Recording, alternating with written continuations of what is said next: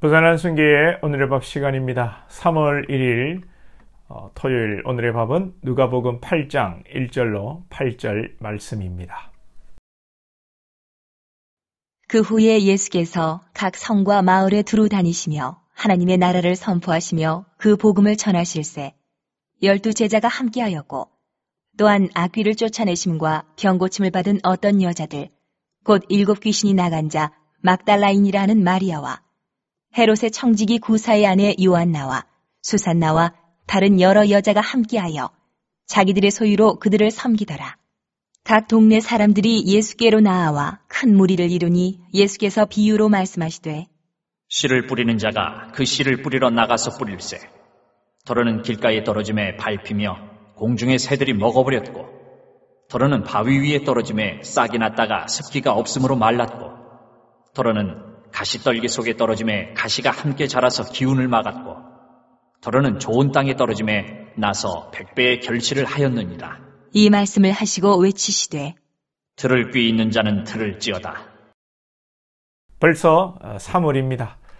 날씨도 많이 풀린 것 같습니다. 오늘 3월 1일인데요.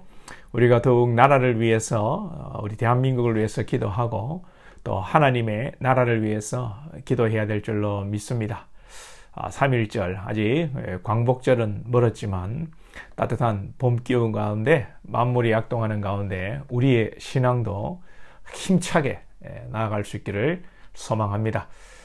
오늘 본문은 주일 오전에 내일 오전에 나눌 말씀입니다. 쉽다면 쉬운 본문이고 어려운 본문입니다. 4가지 밭을 중점적으로 이야기하는데 우리는 보통 이러면 단계적으로 길가, 돌밭, 가시떨기에 떨어지고 더러는 좋은 땅에 떨어진다.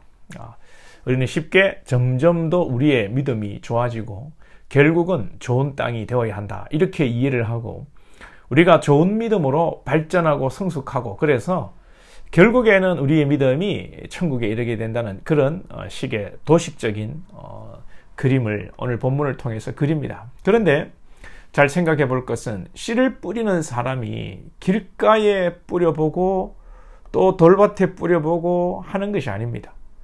유대 땅에서 농사 짓는 당시 방법은 옛날에는 다 마찬가지겠습니다만 씨 뿌리기입니다. 막 뿌리는 겁니다.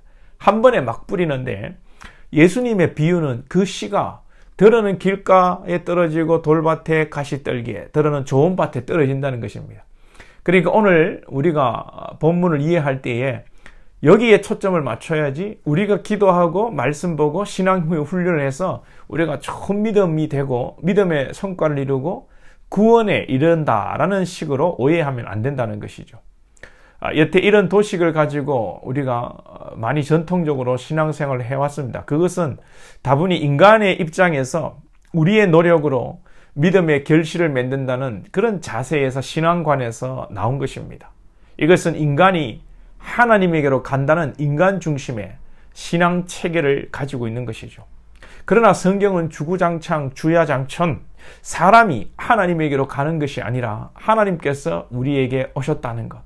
죄 없으신 거룩한 우리 주님이 우리를 찾아오셔서 우리를 만나주시고 성령으로 우리를 덮으사 우리를 의롭게 하시고 깨끗하게 하셨다는 것을 성경은 계속 증거하는 것입니다. 그래서 우리가 모든 것이 은혜임을 고백하는 것입니다. 말로만 은혜입니다라고 하지 말고요. 우리가 의로운 것이 우리의 잘난 것이 하나도 없습니다. 우리는 예수의 이름으로 예수의 보혈의 피로 씻음 받았고 은혜를 입어 좋은 밭이 되어 지금 신앙하고 있는 것입니다. 이것은 우리의 노력이 아닌 창세전에 이미 예정된 것이요 하나님의 택하시면 후회함이 없으시고 결국 우리를 좋은 밭 되게 하셔서 하나님의 자녀로 삼으신 것입니다. 물론 지금 우리 주변에는 길가의 밭도 있고 돌밭도 있고 가시떨기도 있지만 이러한 심령의 밭들이 좋은 밭이 되어 결실을 맺을 날이 올 것입니다. 우리 기도하면서 권면하고 사랑으로 말씀의 씨앗을 계속 뿌려야 하겠습니다.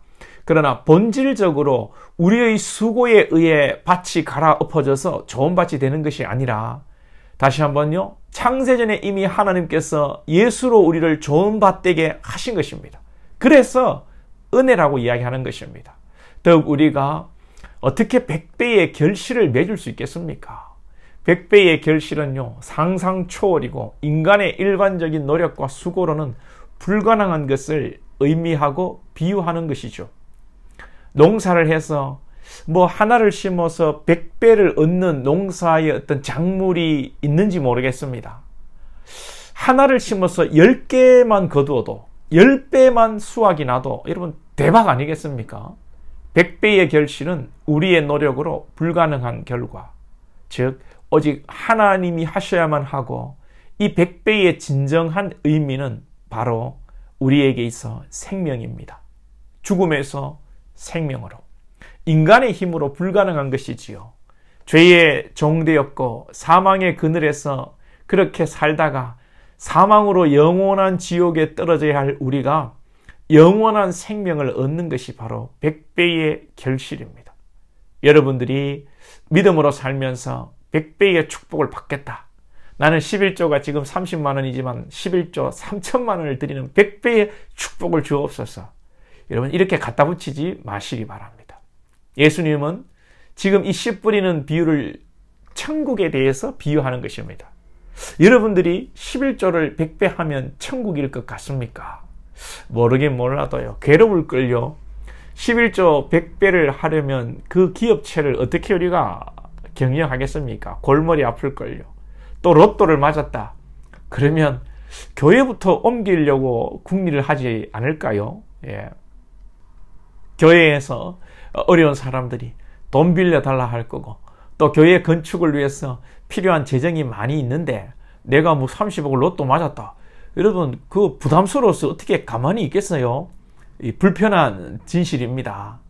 어떤 분들은 농담 삼아 로또에 걸리면 교회 건축 헌금도 하고 목사님 필요한 것도 해드리고 할 텐데, 그렇게 농담하시는 분들이 있지만 사실은 그분들 로또에 걸리고 싶은 마음은 진심일 것입니다.